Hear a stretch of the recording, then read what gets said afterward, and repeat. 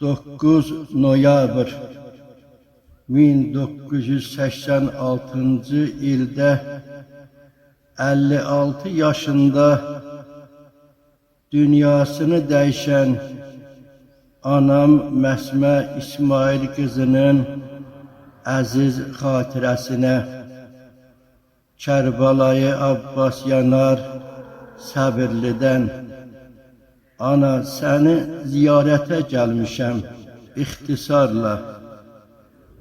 Bu dünyadan köçdün cavan yaşında.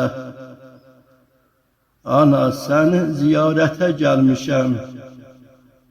Fatihə verib məzarının başında. Ana səni ziyarətə gəlmişəm. Cümə axşamında gəlirsən qonaq. Oğlundan, qızından tutursan soraq. Səni qarşılayıb hamıdan qabaq. Ana səni ziyarətə gəlmişəm. Qəfil aramızdan getdim bir payız. Qəlbimdə yaşadın hər gecə gündüz. Baş daşına söykənərək çöküb diz. Ana səni ziyarətə gəlmişəm. Ay ana, gəldim ki halallıq alam. Yer versən əbədi yanında qalam. Qəbrimi qəbrinlə yanaşı salam. Ana səni ziyarətə gəlmişəm.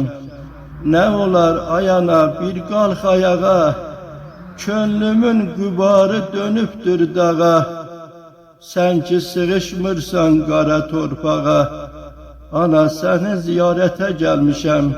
Şikayət etmirəm, bu bir gileydi.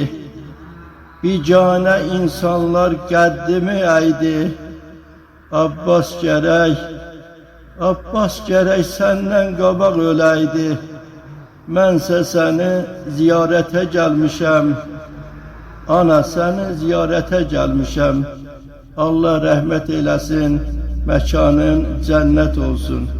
Amin, amin ya Rəbbəl aləmin. Kərbəlayı Abbas Yanar Səbirli.